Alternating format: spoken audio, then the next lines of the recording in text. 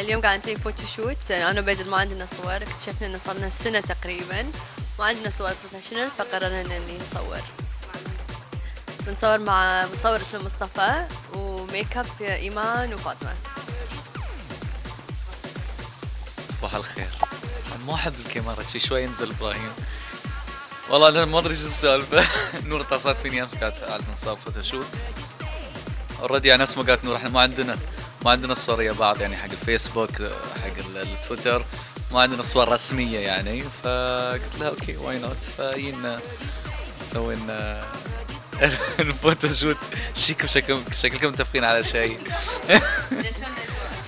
لا جو اوكي، بس وايد حار برا يعني، قاعد نصور اوت دور والشمس حاره، بس انه حلو، تجربه حلوه، الدره مكان حلو يعني. وايد عجبني، شريت هاي درس في معرض وكنت قاعد اقول وين البسه، يعني ابي البسه حق البرنامج بس حسيت حدا يناسب فوتوشوت.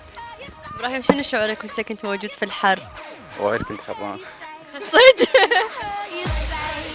حلو ان نجمع قوطي كباريت. اليوم أنا وإيمان حابين نسوي شوية لوك جديد، ألبوم جديد حق الصور تبعنا، فسوينا برايد ميك اب وجايبين مصطفى معنا، المصور مصطفى أبو بكر. صورنا كله صور اوت دور، في اندور بس أكثر شيء الاوت دور اللي على البحر وسمري شوي، سمري لك.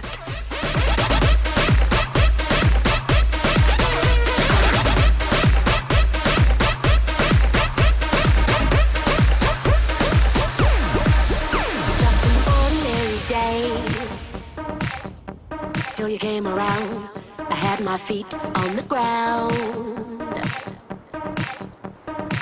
So much for that.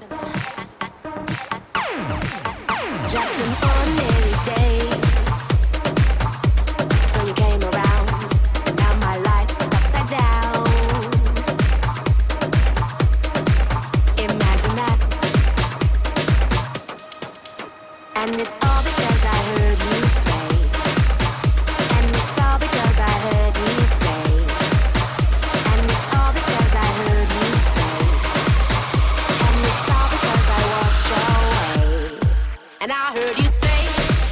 النهارده احنا جينا مجموعة فنانين، في هير ستايلست، في ميك اب ستايلست، في فوتوغرافر طبعا، وطبعا معانا هلا بحرين.